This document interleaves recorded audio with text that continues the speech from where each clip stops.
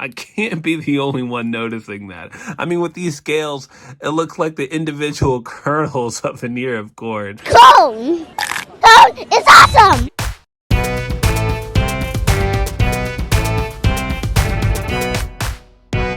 Hello guys, it's Alan the Collector here, back with another video review, and today we have a twofer. We're taking a look at the Aquaman and the Lost Kingdom Aquaman and his trusty Seahorse steed Storm by McFarlane Toys. And we'll start, as we always do, by taking a look at the packaging. Here, this Aquaman figure is in that basic DC Multiverse packaging. It's all black with the Aquaman movie logo here on the front, and then we have the figure prominently displayed with all of his accessories in this plastic tray. And then when we flip it to the back, we have some nice artwork featuring Jason Momoa as Aquaman. I gotta say, it does look pretty nice. We'll just put this over to the side now. We take a look at the Storm packaging. We have the name of the figure followed by the name of the movie, and then when we flip it to the back, we get some more artwork featuring Aquaman riding this armored seahorse, a sign of things to come when we get to displaying and posing these figures around. But without further ado, let's not waste any more time and crack these figures open so we can see how cool they really are. There you have it, Aquaman and Storm right out of the package. My initial thoughts, I like it, but I wish I liked it just a little bit more. I think there was a lot more they could have done with this figure, but before we take a closer look, let's take a look at what they come with. We get a gold trident for Aquaman along with two splayed hands, a circular base, and a trading card. And then for Storm, we also get a trading card and then a larger display base with a rod so that you can pose Storm floating in your display. And taking a closer look at Aquaman, I gotta say we have a pretty decent figure on our hands. Going up to the head sculpt, I would say it's a pretty decent likeness. Now, does it scream Jason Momoa? No. But it's definitely a major glow up from this version of Aquaman from Justice League by McFarlane Toys. My eyes! Oof. Yeah, I don't know what was going on with this figure, but they should have left this one under the sea. Now, getting back to this action figure here, we have some pretty decent dry brushing going on. I like that we have a little bit of some yellow highlights to indicate the dirty blonde nature of Jason Momoa's hair. It could have been pulled off a little bit better, but for a $20 figure, I'm not complaining. And then from the neck down, we get a really nice movie rendition of Aquaman's comic-based costume, and they really brought it to life, especially with these individually sculpted scales in the torso. It's all sculpted in orange plastic, but then we get this nice dry brushing of gold just to help bring out the sculpt of those scales. And then we also have these nice shoulder pads of the suit just to give this figure a much more broader heroic stance. We get these really nice gauntlets here, but one thing that I noticed, and this is just me being silly here, if we really focus on just the forearm of this figure as this gold goes into the green gauntlet, it kind of looks like an ear of corn. I love cone. Cone. I can't be the only one noticing that. I mean, with these scales, it looks like the individual kernels of an ear of corn. Cone! Cone is awesome!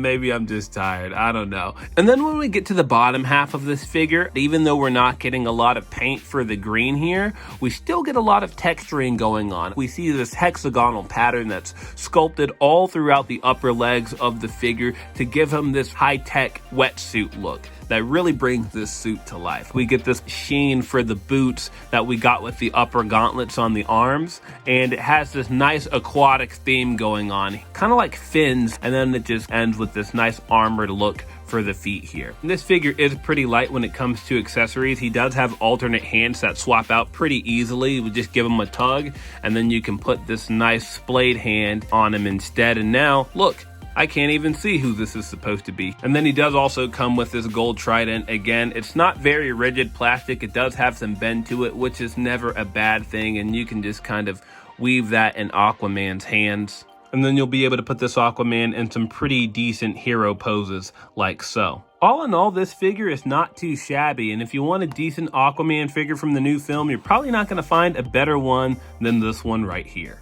And now let's take a look at the Seahorse Storm. Right off the bat, this is a figure that I was looking forward to the most, but I feel that it doesn't quite live up to its potential. I feel like McFarlane Toys kind of dropped the ball in terms of what this thing could have been capable of. But as for what I like about it, it all has to do with the sculpt and the paint. This thing is stunning. I love the way that the McFarlane team sculpted all of these segmented ridges. It all comes across very convincingly, and it's just brought out by this metallic paint. This figure, if we look on the underside here, is molded in this blue plastic, but then it has these sprays of purple that goes from this almost like teal color to this seafoam green. All of it comes across very nicely, and that's the detail that we see along the entirety of this figure.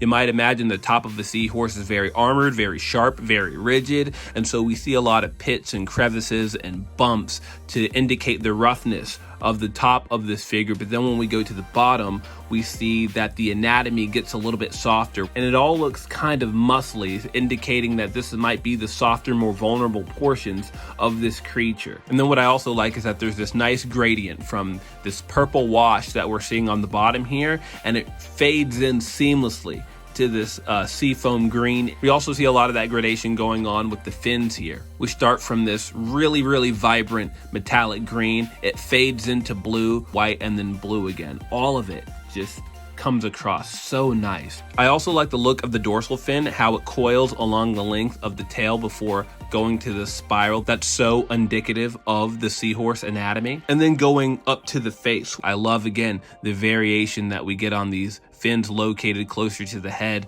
We see this like silver down the middle, but it fades into this metallic blue and metallic teal on either side. We have this nice gold paint for the eye to help it stand out from the rest of the sculpt, and then we still get some more variation and colors with this metallic purple just on the underside near the mouth of the figure. It all comes together very, very nicely. You're gorgeous. Now, while we don't have the same level of painted detail here on the gold armor, it's all molded in gold plastic. It still stands out really well, and it also catches light excellently. I love just how ornate this armor comes across, and then it continues on to the golden saddle portion. It would be nice to see some different details as far as blacks or browns to indicate the different materials. Now, as great as this figure looks, it unfortunately kind of failed in the articulation department. I don't know if it was a cost-saving measure or just an afterthought, but a little extra articulation would have pushed this thing over the edge. But in terms of the articulation that is present, Storm has a double ball joint here at the head. You'll get some nice expression going side to side. It will look down very well and also forward, but unfortunately, it won't look up due to the sculpt. And then when we go back here to the fins, we get a nice ball joint here at the fins where they meet the main body, so you can articulate that in any direction that you want. Because you do have to attach this tail onto the figure when you get it out of the package, there is a swivel as a result. You will break up the sculpt if you bend it too far, but if you want to balance your figure without the flight stand that it comes with, you can do that by just kind of bending its tail in either direction. Now, the lack of articulation does make Storm here feel like a static piece. Because of how segmented the neck already is, it would have been really easy to put another ball joint there. I think the same thing could have happened here at the main body if we just had a giant ball joint that connected these two segments together. And then because the tail is a separate piece anyway, it would have been nice to have some sort of a bendy wire here. Even just a little bit of bend would have gone a long way just to bring this figure over the edge so that you could really get this thing in some dynamic poses. But we do get a decent display stand. We have this black base and then this metal rod with the ball joint on the top of it, and they just kind of combine together here. And then this socket right here that'll fit this ball joint. All you got to do is just put it together, and be warned, you will need a tremendous amount of might. Come on.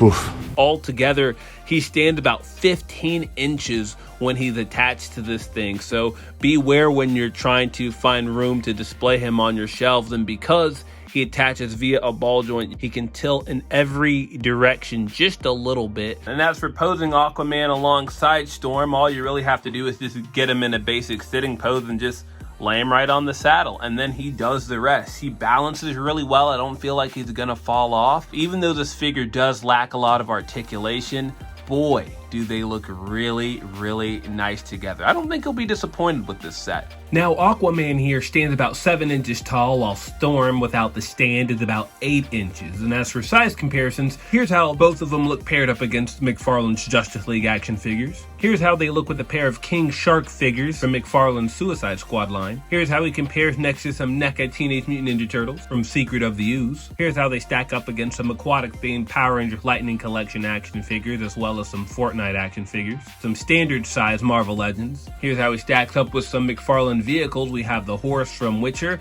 and the bike from the Batman movie. And finally, here's how Aquaman and Storm look under black light.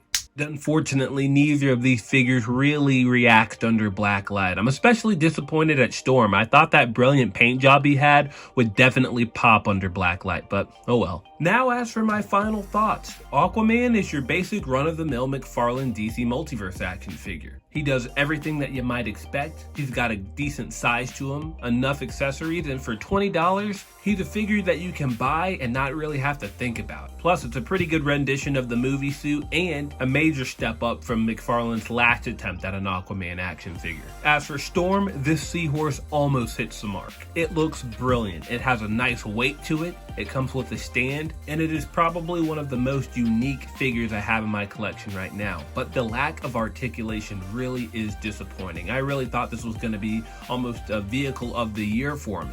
But because you can't move them in all the ways I think you should be able to, it sets it a bit back. But for $30, he's not a bad purchase either. And because McFarlane figures are known to go on sale, I would definitely buy Storm if you can get him for somewhere around 20 bucks. Heck, if he got below $20, I could see collectors really trying to army build this guy. This set together will set you back about 50 bucks. I don't think it's a bad purchase at all, but don't just take my word for it. No, not everyone has to like it to be the best. Just has to try it. I mean, then look at this then. I can't imagine a more beautiful thing. Alright, that's enough. Well guys, that'll do it for my review of Aquaman and Storm from the Lost Kingdom line by McFarlane Toys. Don't forget to like, comment, and subscribe. And if you really like what I'm doing, don't forget to share my video as well. It would really help out my channel a lot. Thank you guys so much for taking the time to watch my video.